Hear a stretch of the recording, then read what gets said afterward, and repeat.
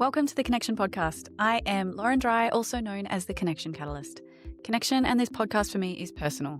As a driven professional, I found myself an expert in all things work and business, but it was at home that I really needed clarity and ease. After finally finding it one marriage breakdown and one marriage reset later, and finally discovering what really works to have connection in modern relationships, using science, simplicity, and soul, our signature program, Rise into Regulation, was born. That's giving so many others in modern, driven relationships back clarity and ease for good. On the podcast today, we're going to dive deep together on all things relationships, business, identity, and leadership. And clarity and ease is at the heart of it all. And we are so happy to be with you so that you can have what you need in connection, mind, body, and soul too. When I first heard about non-attachment, I thought it sounded cool, but I also thought, if you're not really attached to the person that you're with, does that mean you don't care about them anymore? Or, even worse, does non-attachment really mean that you're a doormat? So they can do anything that they want to do or say anything that they want to do, but you're just like peace and calm and it doesn't really bother you. And I'll be honest, that didn't really interest me. That wasn't something that sounded appealing, but I liked the vibe behind it. So I did look into it further. And when I fell down the whole of the non-attachment theology, it all started to really make sense as to why this is such a valuable part of any safe and secure relationship. Attachment research by Hazen and Shaver shows that when we feel relationship threat, so even if that's just tone or body language or facial expressions from our partner that seems like a threat, then our reactivity increases tenfold. This is such an important thing to understand because a lot of the time when we get home and we're trying to navigate the chaos of family life and trying to reconnect with our partner, even if there's resentment, even if there's things going on that we are not happy about, something that's really important to have in our toolkit is clarity. Clarity is something that is easy to access when we are able to reach out to regulation fast. And regulation is not, okay, well, I am calm and peaceful no matter what happens. Regulation is actually having a clear understanding of, am I angry or am I hungry? Am I annoyed or sad? And when we have the clarity on that, then we're able to communicate really, really clearly. And from a place and an environment that invites connection, not from a place of being a doormat, like, please listen to me, I'm sad. It's very much a body posture and a tone posture and an attitude of, hey, I'm confident in my feelings and I'm confident in my needs and I'm really secure in what I'm asking for, but also the boundaries that I'm setting. A client that I'm working with at the moment has a really, really challenging relationship with her in-laws. This is really difficult to navigate because her in-laws are big personalities and she is technically separated from her partner. So the dynamics are getting more and more intense. She has her own boundary issues that she's trying to work out with her partner, but her in-laws, they are strong personalities and they have their own understandings and their own ideas and perceptions about how the children should be raised, what kind of access they should have to the children. They're quite assertive, let's use the word, instead of aggressive. And my client is struggling a lot with finding that line between educating her in-laws versus putting in place firm boundaries around what isn't acceptable, when the children are available, when they can access the children, when they can visit the children, anything within that realm. Something that we have been practicing together a lot is a beautiful visualization. So if you are struggling in complicated relationships, first of all, I want you to go to the Christmas episode around boundaries. So what are connected boundaries and how do you manage the holiday season chaos with relationships? It gives you a really beautiful step-by-step process to follow with complicated relationships. But the visualization that I want you to hold on to, something that I'm supporting my client with right now, is the visualization of the grey rock. Something that's really interesting about the grey rock visualization is I want you to imagine that you're yelling at a grey rock. Does the grey rock yell back? Does the grey rock fight? Does the grey rock run away? No. But also the grey rock is not in any danger because the grey rock has firm foundations, firm boundaries. It's not going to move. It's not going to change and evolve outside of its values. And it's certainly not going to convince the person yelling or behaving badly that they need to change. I want you to take that visualization and apply it to really complicated relationships. And then we're going to apply it to intimate relationships where we can take this idea and use it to create connection, not distance. So when it comes to complicated relationships outside of your home, let's say for the in-laws, something my client really feels tempted to do is send long emails educating the in-laws on how they were too tough on the kids last time and they yelled and they did XYZ. The dog was dangerous, you name it. All of these things are incredibly important.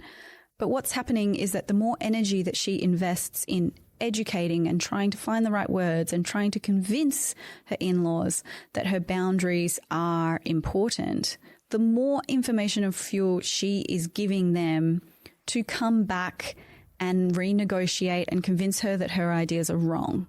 Something that we've been practicing for her around the grey rock idea is dropping back into her values, dropping back into her boundaries, and finding that certainty within herself around regulation that says, these values are good, these boundaries are good. I am not going to let my hidden patterns rule whether I'm seeing these people, my in-laws, as someone that need to be saved. They're not someone that I need to try and convince that I'm worthy of their respect and care. And I'm not going to outsource my power and my regulation and my sense of self in order to try and make something work that's not healthy. The thing is, the opposite of that state is not cutting people off and cutting people out and being rigid in your ideas and your perceptions. It's actually simply being very, very grounded and secure in what your values are and how you communicate them in a non-negotiable way. Emotional regulation research by James Gross shows that people who can regulate their inner state have less stress, better relational outcomes, and clearer thinking. So they become the masters of the conversation as opposed to being at the mercy of what's happening around them. So something that she's practicing now through the process of the 3 pillars. So having a system that allows her to regulate fast, having somatic tools that allows her body to trust the tools that she's using, and soul pillars, really an understanding of her hidden patterns so that she can reset fast and she's not being dragged down by her old identities or old protection patterns that aren't serving her anymore. She's practicing saying things that land, that are simple, that are secure, that are not inflammatory, but also non-negotiable. And that sounds very much like, hey, the kids are available on Wednesday and Friday. They look forward to seeing you at XYZ location for this amount of time. Have a lovely day. As opposed to, hey, we cannot move our days for you because I'm the mother and you shouldn't be expecting me to change my schedule. That's just, again, valid points. But if you are dealing with people who do not have the capacity, they're not meeting that level 1 boundary. You can hear more about this in the Connected Boundaries Bible episode that I referenced earlier. If they are not matching level 1, you have the information that you need. You know that they're not going to respect and care for and appreciate being educated. So you get to use the other 2 doorways and you get to have security on that. And that allows the other person's nervous system to rest because there's no room for negotiation, but also in an invitational way, not in a confrontational way. What this looks like in intimate relationships is if you come home and your partner is activated or you're dealing with a lot of stress because there's been a big rupture of some kind, then you have the ability to sit in that grey rock state.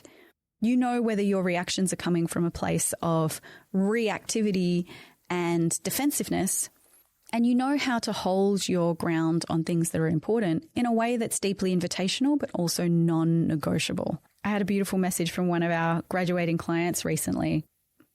It was quite a long message, so I'm just going to read the part to you about non-attachment. But if you want to hold a vision of what it looks like to be non-attached and to also be deeply connected, this was from a client who had experienced heartbreaking betrayal in her relationship.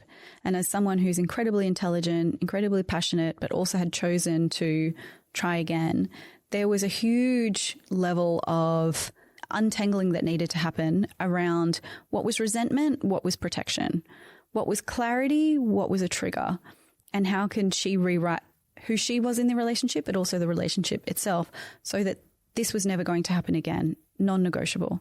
She recently sent me a very long message as she was graduating, but I'm going to take a snippet of it for you, specifically around non-attachment, just to help you anchor into what non-attachment can and should be, no matter what you've been through.